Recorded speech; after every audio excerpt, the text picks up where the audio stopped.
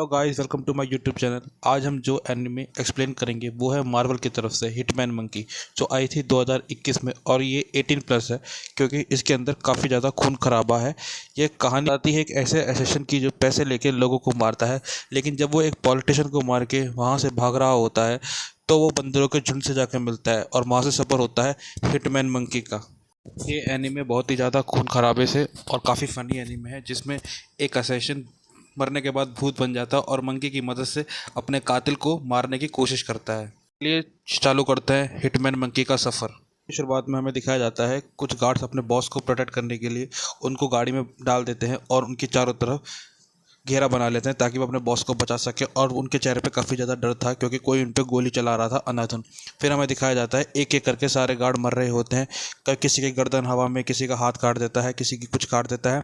इतने में दिखाया जाता है हमारा हिटमैन मंकी, वो उसके बॉस को ऊपर खड़ा होकर और गोले से छलनी कर देता है। हमें दिखाया जाता है कि पूरी गली खून से सन जाती है और हमारा हिटमैन मंकी का शुरू होता है। हमें वक्त दिखाया जाता है 2 महीने पहले का, जब वो हिटमैन मंकी बना था, जो हमारा मेन मंकी है।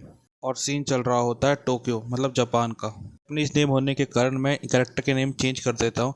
जैसे हमारे ये मेन कैरेक्टर है, इसका नाम मैं रख देता हूँ गोलू।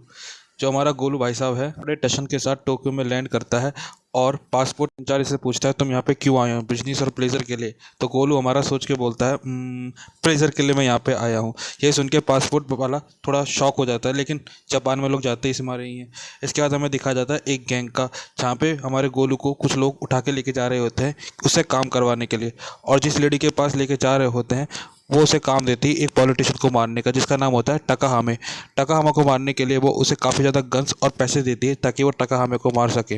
ये लेडी होती है काफ़ी ज़्यादा डेंजर होती है क्योंकि अपने कसाई खाने के अंदर मर्डर चला रही होती है, काफ़ी लोगों का कत्ल भी इसने कर रखा होता है। बहुत ही ज़्यादा डेंजर लेडी हमें दिखाई जाती है ये। गन्स और पैसे लेने के बाद हमारा गोलू एक होटल के रूम में जाकर रुकता है और वहाँ के वेटरों से बोलता है चलो हम सब पार्टी करते हैं, क्योंकि उसे पार्टी करने का बहुत शौक होता है। फिर हमें दिखाया जाता है कि लोग काफ़ी ज़्यादा पार्टी कर रहा होता है, नाच रहा होता है पबों में जा जाएगी, क्योंकि वो टोक्यो पहली बार आया होता है किसी को मारने के लिए, वो भी पॉलिटिशियन को मारने के लिए। वो बता रहा होता है नशे की हालत में, मैं किलर हूँ, मैं बहुत बड़ा हिटमैन हूँ, मैंने कई लोगों को मारा है। लेकिन सब लोग उसका मजाक उड़ाते हैं, उसको लगता है कोई ऐरा गहरा है, ये ऐसी ही फेंक रहा है लंबी लंबी। टाकाहारे का सीन दिखाया जाता है जहाँ पे वो पॉलिटिकल लीडर इलेक्शन के लिए खड़ा होने की कोशिश कर रहा होता है। वहाँ पे उसकी कज़न आती है एक स्पीच लेके जो टाकाहारे को बोलनी होती है। हमें उसकी कज़न काफ़ी इंटेलिजेंट इंटेलेक्चुअल दिखाई जाती है, जो कि पूरी कमांड अपने हाथ में रखती है और टाके हामे की पूरी तरीके से मदद करती है। टाके हामे का मेन मुद्दा होता है कि वो करप्शन को मिटाए इस शहर से। एक पुलिसमैन से दिखाया जाता है जो कि काफ़ी ज़्यादा ड्रिंक कर रहा होता है, क्योंकि वो ड्रिंक काफ़ी ज़्यादा करना पसंद होता है। उसका जो पार्टनर रहता है वो काफ़ी शरीफ होता है, लेकिन वो नया नया होता है तो नए नए के अंदर क्या जोश होता है। फिर हमें दिखाया जाता है हमारा गोलू किसी बिल्डिंग के ऊपर टॉप फ्लोर पर जाता है, वहाँ पे गन सारी सेट कर देता है ताकि वो टाकाहारा को मार सके। और होता भी ऐसा है, जैसे टाकाहारा अपनी स्पीच चालू करता है ऑटोमेटिक गन सीधे जाके टाकाहारे पे निशाना लगाती है। और ये सीन सच में बहुत ही ज़्यादा औसम दिखाया है इस एनिमे के अंदर। बंदूक से निकली गोली सीधे जाके टाकाहारा को लग जाती है और टाकाहारा का गेम ओवर हो जाता है वहीं की वहीं। एक गोली उसके बड़े भाई की तरफ भी लगती है, लेकिन वो किसी भी तरीके से बच जाता है। करने के बाद टाकाहारा वहाँ से चुपचाप निकल जाता है उस बिल्डिंग को छोड़ के। लेकिन जो पुलिस ऑफिसर का पार्टनर होता है वो जोड़ के उस बिल्डिंग की तरफ जाता है, लेकिन जब वो जा रहा होता है तो हमारा गोलू उसको भी मार देता है।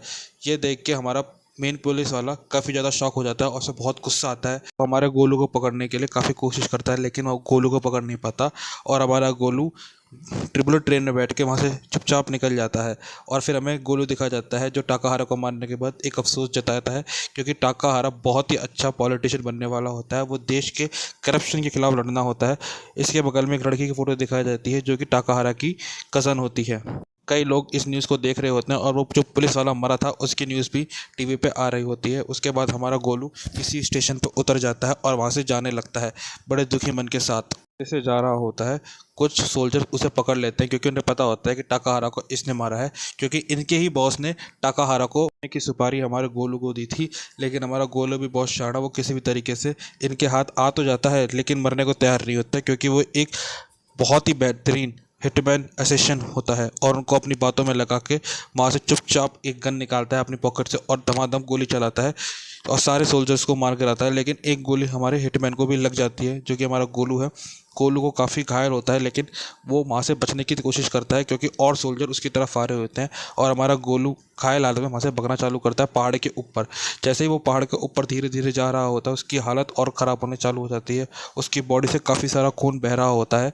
फिर इसके बाद हमें दिखाया जाता है कि हमारा गोलू थक हार के पहाड़ के ऊपर गिर जाता है और कुछ बंदर की मदद से गोलू को बचा लिया जाता है। बताया जाता है वो बंदर गोलू की सेवा करते हैं, उसे हॉट बाथ टब जैसी जगह पे वहाँ उसको रख देते हैं ताकि उसका शरीर वार्म हो, सर्दी के मारे ना मरे। फिर हमें काफ़ी सारे बंदर दिखाए जाते हैं जो कि गोलू की सेवा कर रहे होते हैं, जड़ी बूटी बना के गोलू के मुंह में डाल रहे होते हैं ताकि गोलू का जख्म जल्दी से जल्दी भरे और वो यहाँ से चले जाए।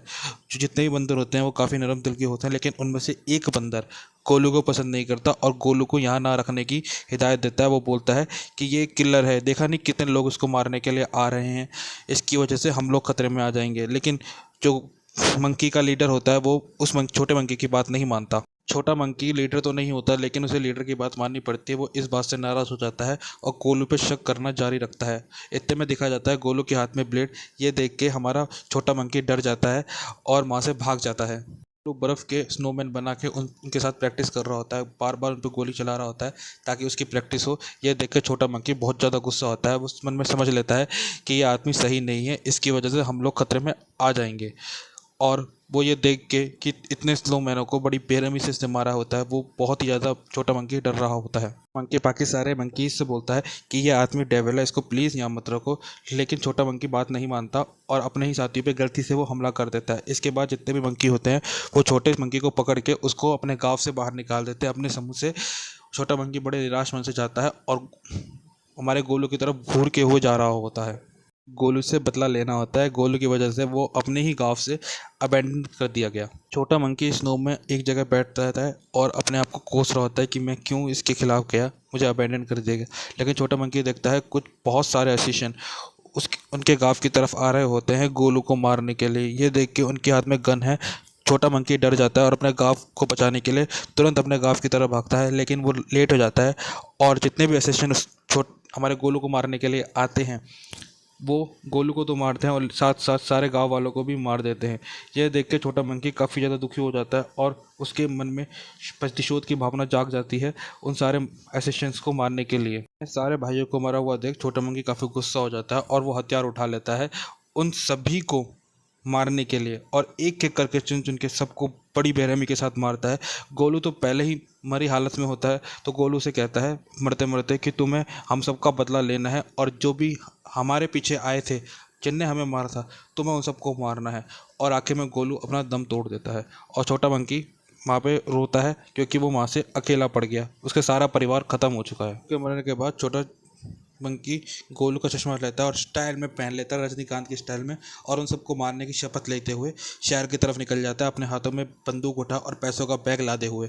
फिर हमें दिखाते हैं बैकग्राउंड, लाशें ही लाशें बिछी होती हैं और ऐसे ही हमारे हिटमैन का एपिसोड नंबर 1 ख़त्म हो जाता है। हमें दिखाया जाता है कि मंकी ने जिन सोल्जर्स को मारा होता है उनमें से एक सोल्जर भी जिंदा बच जाता है, हॉस्पिटल में उसका इलाज चल रहा होता है। तभी उन सोल्जर का लीडर आता है और वो बोलता है कि मेरे साथियों को किसने इतनी बेरहमी के साथ मारा। तो वो आदमी मरता मरता बोलता है मंकी मंकी।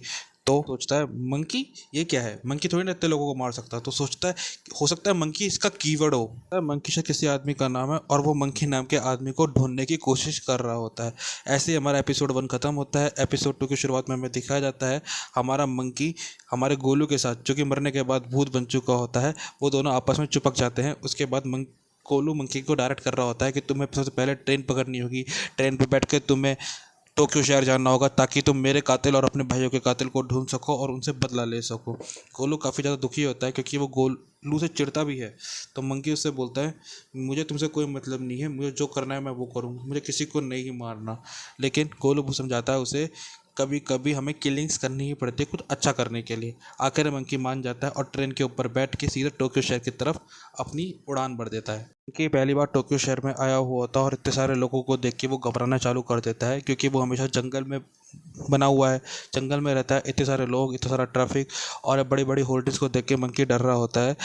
इसमें उसकी हेल्प हमारा गोलू कर रहा होता है, उसे समझाता है कि ऐसा कुछ भी नहीं है, तुम डरो मत और हमेशा गोलू हमारे मंकी के साथ रहता है और उसे मोटिवेट करता रहता है। उसके बाद हमें सीन पुलिस स्टेशन का दिखाया जाता है, जहाँ वही मेन ऑफिसर जो तकाहारा केस में था, वो अपने पार्टनर की मौत के बारे में सोच सोच के दुखी हो रहा होता है।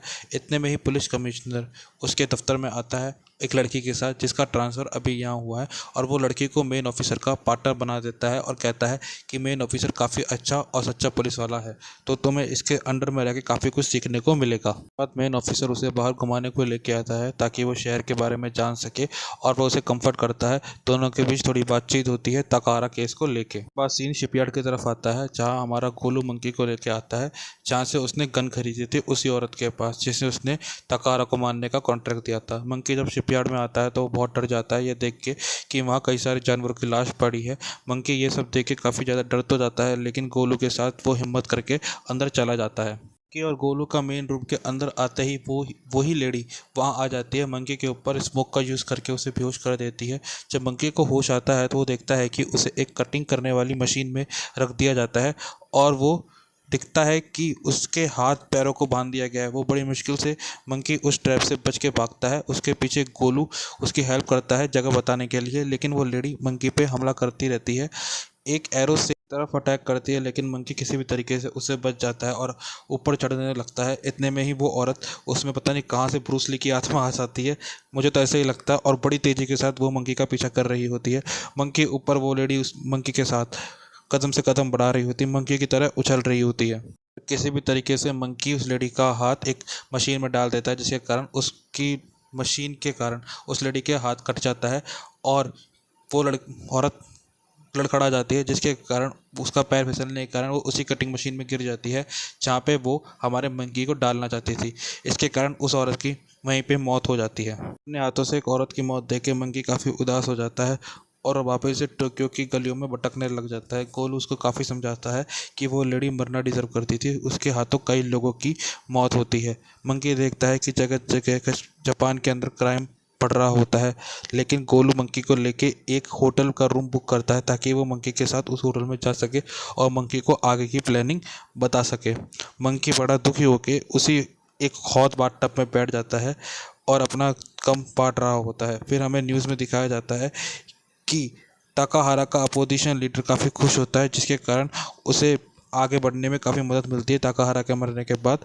फिर हमें ताकाहारा का बड़ा भाई दिखाया जाता है, जो कि काफ़ी दुखी होता है, लेकिन उसे ताकाहारा की कज़न आके बताती है कि अब आपको इलेक्शन लड़ना होगा ताकि आप इस देश के लिए कुछ कर सकें। मंकी सपनों की दुनिया में चले जाता है और बड़े मंकी बोलता है, तुमने एक बूढ़ी औरत को मारा है, तुमने ये क्यों किया? सिर्फ एक वेंजेंस लेने के लिए, बदला लेने के? ये सब गलत है, इस काम को अभी के अभी बंद कर दो। लेकिन हमारा मंकी नहीं मानता अपने बॉस की बात। मंकी हमारे गोलू को लेके उसी लेडी के प्लेस पे जाता है, क्योंकि उसके मन में दुख होता है कि उसने एक लेडी को मार दिया है। इतने वहाँ पे पुलिस आ जाती है और पुलिस इन्वेस्टिगेशन कर रही होती है। पुलिस के आते मंकी ये कुछ बाहर लगता है, लेकिन वो कुछ समझ नहीं पाते। उसके बाद जैसे ही मंकी आता है तो वो उसी लीडर को देखता है, सोल्जर्स के लीडर को, और देख के शॉक हो जाता है और उसका पीछा करना चालू कर देता है। वो ऐसे भाग रहे होते हैं, मंकी किसी कार के ऊपर लटक के उसका पीछा कर रहा होता है लीडर का। अपनी कार से उतर के एक टेंपल की तरफ जाता है जहाँ पे ताकाहारा का फ्यूनरल अरेंज किया होता है। उसके बाद हम बोलता है, जिसको मैंने मारा है मैं उसकी फ्यूनरल में जा रहा हूँ, ये मुझसे नहीं हो पाएगा रे बाबा। लेकिन किसी मंकी तो अंदर चले जाता है और मंकी के पीछे पीछे फाइनली गोलू को जाना होता है, क्योंकि गोलू और मंकी एक दूसरे से अटैच हो चुके होते हैं। मंकी बिल्डिंग से क्लाइंब करके उस फ्यूनरल हाउस में जाता है और जगह जगह छानबीन करना चालू करता है। फिर हमें दिखाया जाता है फ्यूनरल होम का अंदर का सफ़र, जहाँ पे मंकी मस्त स्टाइल में चश्मा लगा के दुखी हो तो रहा होता है, लेकिन गोलू उसे काफ़ी परेशान कर रहा होता है। फिर हमें दिखाया जाता है कुछ लोग अपने ब्लेड के थ्रू एक शांत बैठे कबूतर को मार देते हैं। लीडर कहीं जा रहा होता है एक मॉन्क के साथ। फिर उसके बाद हमें दिखाते हैं कई सारे लोग गन लेके फ्यूनरल होम के अंदर यहाँ वहाँ जा रहे होते हैं। हमारा मंकी वो देख के डर जाता है और एक बच्चे से जाकर चिपट जाता है। बच्चा काफ़ी खुश होता है मंकी को देख के, लेकिन मंकी को वो लड़का बिल्कुल पसंद नहीं आता, क्योंकि वो उसे चिपक रहा होता है। फिर हमारा लीडर किसी एक अजनबी आदमी से मिलता है और उसे पूरी दास्तान बताता है कि प्लीज़ मुझे इस केस में मत घसीटो। ताकाहारा के केस में मैंने तो मर्डर नहीं किया, लेकिन तुम मुझे प्लांट कर रहे हो। वो बोलता है कि मुझे सॉरी, लेकिन अब तो तुम प्लांट हो चुके हो और तुम कुछ नहीं कर सके। बड़ी मुश्किल से हमारा मंकी उस बच्चे से पीछे छुड़ा के बाहर आता है एक सूट पहन के। क्या डैशिंग लग रहा होता है, जैसे कि आप अपनी स्क्रीन पे देख रहे होंगे, सूट बूट में निकले है हमारा बंदर। बंदर को देख के मुझे आके वाली फिल्म में जो बंदर था ना, उसका किरदार याद आ गया।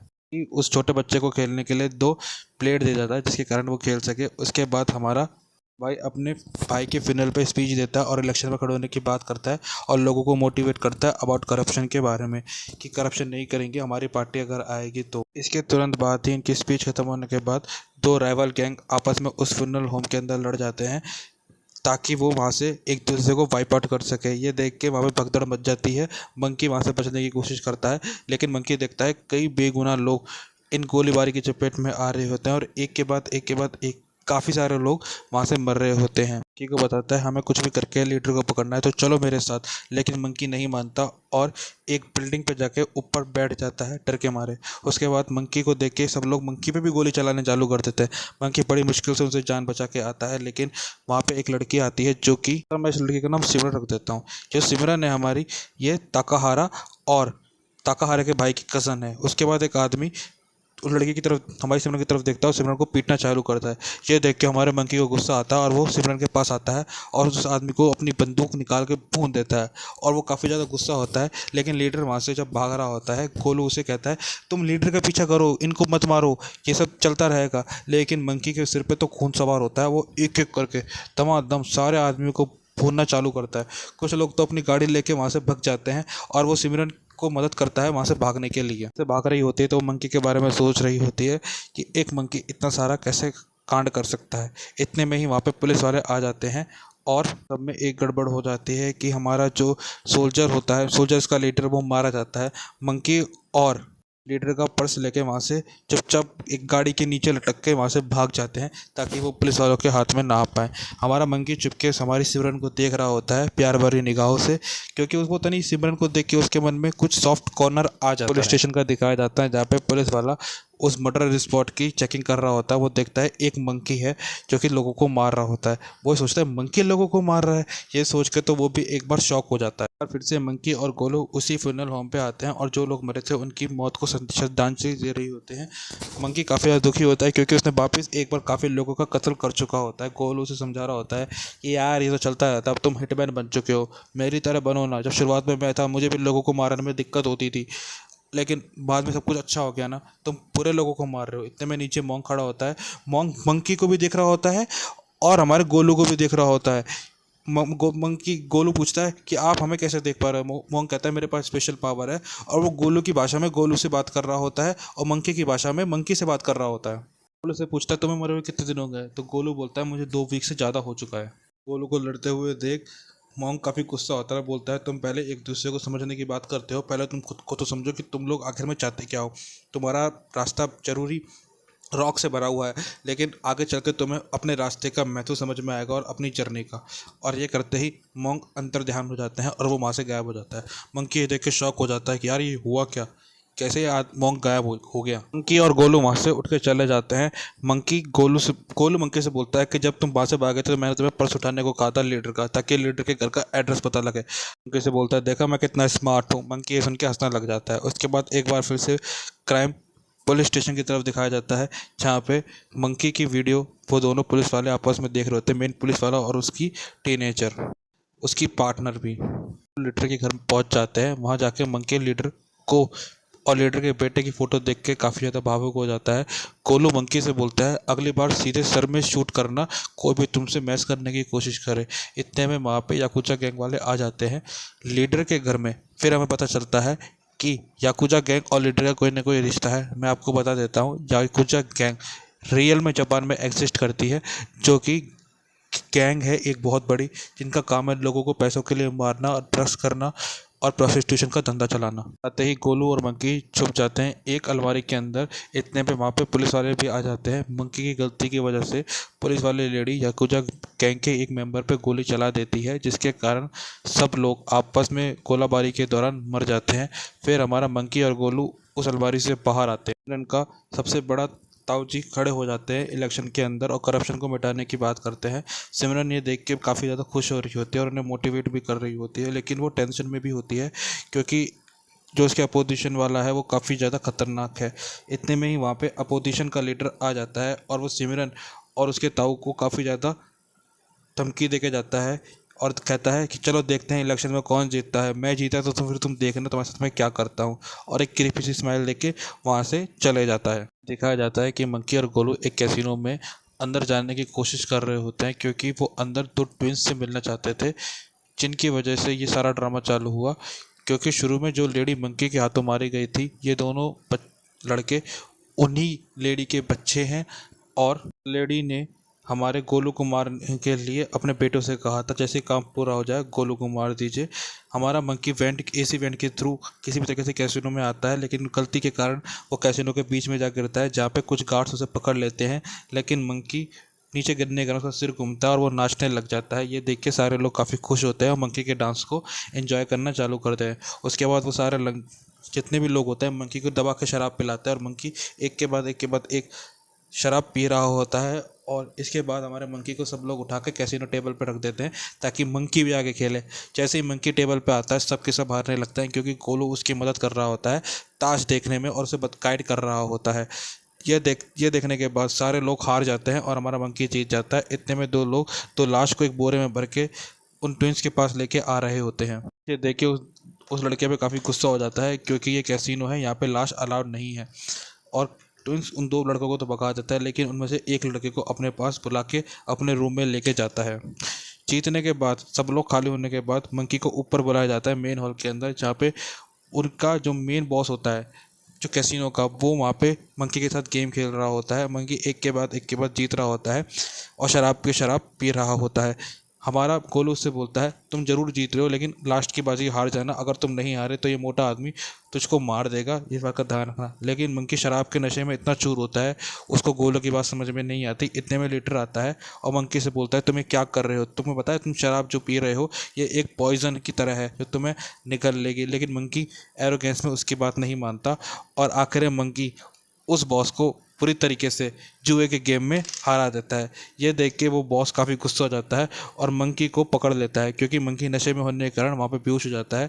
मंकी बेहोश होने के बाद उसे एक रूम में लेके जाता है, जहाँ पे वो दोनों लड़के वहीं पे ही बैठे हुए होते हैं। दोनों लड़कों ने जो लड़का आया था लाश की बोरी लेके, उसको मार दिया होता है। अगली बारी मंकी की होती है, वो मंकी को मारने के लिए जैसे ही उसकी तरफ आते हैं, मंकी को होश आता है और मंकी उठ के उनसे फाइट करता है और किसी भी तरीके से जाके सबसे पहले बंदूक हाथ में लेता है और उस मोटे आदमी को मारता है और अपनी कटाना तलवार से उन दोनों ट्विंसों को मार देता है। तरफ से मंकी उनके रूम की तलाशी लेता है और उसे पता चलता है एक अकाउंटेंट के बारे में। हमें दिखाया जाता है कि मंकी एक एक करके जितने भी वहाँ पे लोग आए हुए होते हैं सारे गैंगस्टर को बड़ी बेरहमी के साथ मार देता है, और आखिर में वापस से मंकी और गोलू हमारा ड्रिंक कर रहे होते हैं। बोलता है हमें सुकानो जेल जाना पड़ेगा उस अकाउंटेंट को ढूंढने के लिए। सुकानो जेल काफ़ी ज़्यादा हाईली वैसी डिफेंसिव है, जिसके अंदर एक बार कोई आदमी अंदर गया वो वापस बाहर नहीं आता। लेकिन मंकी उसकी बात सोच लेता है और वो अंदर जाने के लिए तैयार हो जाता है। वो दोनों आपस में प्लान बनाते हैं, लेकिन मंकी वापस से दीवार चढ़ के जब ऊपर चढ़ रहा होता है तो उसका हाथ गलती से इलेक्ट्रिक फेंस को छू जाता है, जिसके कारण उसे काफ़ी जोर का शॉक लगता है और वो जाके सीधे जंगल में गिरता है और वो बिजली के झटके के कारण कपकपाने लगता है। गोलू कहता है मेरी बात नहीं सुनोगे तो ऐसा ही होगा तुम्हारे साथ जो अब हुआ, अब तुम मेरे प्लान के हिसाब से चलना।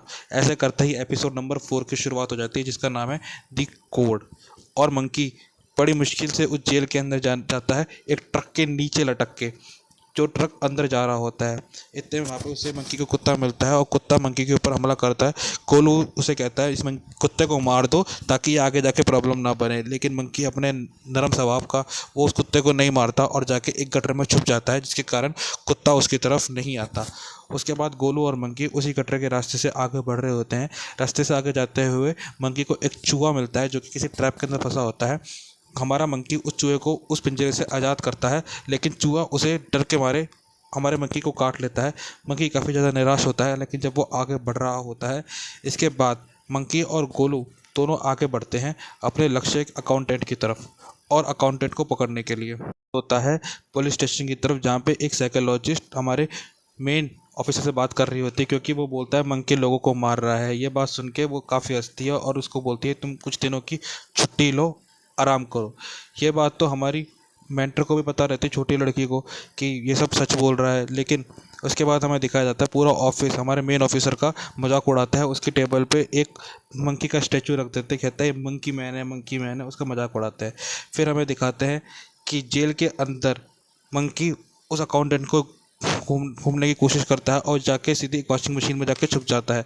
वॉशिंग मशीन में जाने के बाद देखता है कि उसके सारे कपड़े फट गए हैं और फिर वो बड़ी मुश्किल से वॉशिंग मशीन से बाहर आता है। वही कुत्ता कुछ गार्ड के साथ मंकी का इंतजार कर रहा होता है। कोलू बोलता है मैंने पहले ही कहा था इस कुत्ते को मार दो, ये बाद में जाकर तुम्हारे लिए काफ़ी प्रॉब्लम क्रिएट करेगा। इसके बाद मंकी को पकड़ के एक रूम के अंदर लेके जा रहे होते हैं जहाँ पे जेलर बैठा हुआ होता है और मंकी को टॉर्चर करने के लिए वो इलेक्ट्रिसिटी का यूज़ करता है। एक इलेक्ट्रिक रॉड होती है जिसके कारण वो मंकी को बार बार शॉक दे रहा होता है, लगातार शॉक दे रहा होता है। ये देख के हमारे मंकी को बहुत ही ज़्यादा गुस्सा हो जाता है, वो पागल हो जाता है और एक जोर से खींच के लात उस पिंजरे को मारता है। और जैसे ही वो उस पिंजरे से बाहर आता है वो एक एक करके सबको मारता है, लेकिन वो जेलर को नहीं मारता और जेलर को उसी इलेक्ट्रिक शॉक के तहत उसको तड़पाना चालू करता है। वाह, ये जानवर भी आजकल इंसानों की तरह सोचने लग गए। मंकी और गोलू कमांडर की जो जेलर होता है उसके स्टैचू पे, उसके मेन कैबिन में जाके अकाउंटेंट का पता लगाने की कोशिश करते हैं। इतने में अकाउंटेंट बोलता है, सॉरी, जेलर बोलता है कि जहाँ पे वो रखा गया वो हाईली सिक्योर जेल है और वहाँ पे लोगों को खुद का पेशाब पीना पड़ता है। इतनी टाइट सिक्योरिटी है वहाँ पे और उसके अंदर जाने का कोई रास्ता नहीं है। फिर हमें दिखाते हैं कि जो हमारी सिमरन होती है उसके पीछे उसी पुराने पॉलिटिशियन का ट्रक उसके पीछे लगता है उसको मारने के लिए, उसको हरेस करने के लिए। जैसी ये बात सिमरन देखती है लेकिन वो उससे पहले कांड कर देती है क्योंकि सिमरन नीचे गिर जाती है ज़मीन पर, उसको काफ़ी ज़्यादा चोट लगती है। वो पुलिस कंप्लेंट करने की कहती है लेकिन जो उसके अंकल होते हैं वो मना करते हैं। वो कहता है इस बात से काफ़ी ज़्यादा इश्यू हो जाएगा और हमारे पास कोई सबूत भी नहीं है, इससे हमारी पार्टी को काफ़ी ज़्यादा नुकसान भी होगा। तो ये सुन के सिमरन काफ़ी ज़्यादा सोच में पड़ जाती है। वो कहती है चलो ठीक है कोई बात नहीं। फिर हमारा मंकी और गोलू उस जेल के कैबिन की तरफ जाते हैं और गेट को खोलने की कोशिश करते हैं लेकिन मंकी उस गेट को नहीं खोल पाता। फिर मंकी और गोलू दिमाग लगाते हैं यार खाने अंदर जा रहा है तो खाना तो जाएगा। उसके बाद हमें दिखाते हैं एक आदमी खाना देने के लिए आता है तो मंकी उसी ड्रम में चुपके से घुस के खाने वाली जगह पे से उस जेल के पिट के अंदर घुस जाता है। के अंदर घुसने के बाद वो देखता है चारों तरफ से घिरा हुआ काफ़ी सारे जितने भी प्रिजन होते हैं उनके, वो प्रिजन उस मंकी को मारना चाहता है। इतने में हमें दिखाया जाता है हमारा मेन विलन अकाउंटेंट मंकी को देख के बोलता है ओह तुम यहाँ पे आ गए। तो वो बोलता है अगर तुम यहाँ पे आ ही गए हो तो तुम्हें हमारी एक सुमो रेसलर से फाइट करनी पड़ेगी, अगर तुम जीते तो जो तुम्हें चाहिए वो तुम्हें मिल जाएगा। तो ठीक है। ये सब सुन के काफ़ी ज़्यादा शोर मचाने लग जाता है प्रिजन और काफ़ी खुश होने लगते हैं कि आज उन्हें फाइट देखने को मिलेगी और ये फाइट तब तक चलेगी जब तक तुम में से और वो सुमो रेसलर में से कोई ना मर जाओ। सुमो रेसलर का नाम रखते हैं फैट कोबरा। फैट कोबरा जब मंकी की तरफ दिखता है वो कहता है इसको तुम्हें कीड़े की तरह मसल दूंगा, क्योंकि फैट कोबरा के पास इलेक्ट्रिसिटी कंट्रोल करने की पावर होती है। हमारा मंकी भी फाइट की पोजीशन में आ जाता है लेकिन फैट कोबरा काफ़ी ज़्यादा ताकतवर होता है जिसके कारण हमारा मंकी बार बार पिट रहा होता है और फैट कोबरा के पास इलेक्ट्रिसिटी कंट्रोल करने की पावर के साथ वो मंकी पे भारी पड़ रहा होता है। इतने मंकी दिमाग लगाता है, ऊपर एक पाइप होता है जिसमें पानी आ रहा होता है, वो पाइप उस मोटे आदमी फैट कोबरा की तरफ फेंकता है जिसके कारण फैट कोबरा अपने ही इलेक्ट्रिसिटी में फंस जाता है और घायल हो जाता है। अकाउंटेंट कहता है फैट कोबरा को मार दो लेकिन हमारा मंकी फैट कोबरा को ना मारते हुए उसकी जान बचाता है। फैट कोबरा उसकी मदद करता है और वो देखता है कि जो कैंडी वो कह रहे थे वो कैंडी नहीं बल्कि ड्रग्स थे और उसके सारे ड्रग्स में आग लगा देता है। ये सब देख के प्रिजनर पागल हो जाते हैं और तुरंत उसकी तरफ भागते हैं लेकिन तब तक तो सारे कोकीन में आग लग चुकी होती है और अकाउंटेंट ये देख के अपने रूम की तरफ भागता है। वो देखता है, फिर हमें पता चलता है अकाउंटेंट के रूम में एक हिडन गेट होता है जिसके कारण अंदर काफ़ी ज़्यादा सुख सुविधा होती है जैसा दिखाया जा रहा है। इसके बाद उसका पीछा करते करते मंकी भी उस रूम में आ जाता है। अकाउंटेंट उसको ऑफर करता है तुम्हें जो चाहिए तुम ले लो ना, सोडा चाहिए तो सोडा पियो। इतने में सारे प्रिजन भी उसकी तरफ आ जाते हैं और सारे प्रिजन हमला कर देते हैं अकाउंटेंट की तरफ और एक एक करके सारे प्रिजन अकाउंटेंट को मार देते हैं क्योंकि अकाउंटेंट खुद यहाँ पे अय्याशी की ज़िंदगी जी रहा है और हम साले यहाँ पे बिना भूख प्यासे के लिए लड़ रहे हैं। ये देख के इतने में ही सारे जितने भी प्रिजन होते हैं उनके ऊपर मेन जेलर का हमला हो जाता है और वो सब मंकी को पकड़ने आए होते हैं। फिर मंकी जो होता है उसकी मदद रैड करता है और उसे अपने पीछे लेके जाता है, उसे एक पिट दिखाता है जहाँ से वो लोग भाग सकें। मंकी ऐसा करते जेल के बाहर आ जाता है और सारे प्रिजन भी जेल के बाहर आ जाते हैं। बाहर आया था वो गटर का रास्ता था जिसके कारण मंकी के सारे कपड़े गंदे हो जाते हैं और कपड़े जल भी जाते हैं। इसके बाद मंकी उसी लड़की के घर पे जाता है, हमारी सिमरन के घर पे, सिमरन को मिलने के लिए। कैसे भी करके वो सिमरन के घर में जब घुस जाता है उसके बाद हमारी सिमरन दिखाई जाती है जो कि किताब पढ़ रही होती है द पनिशर। ये एक मार्वल कॉमिक का कैरेक्टर है।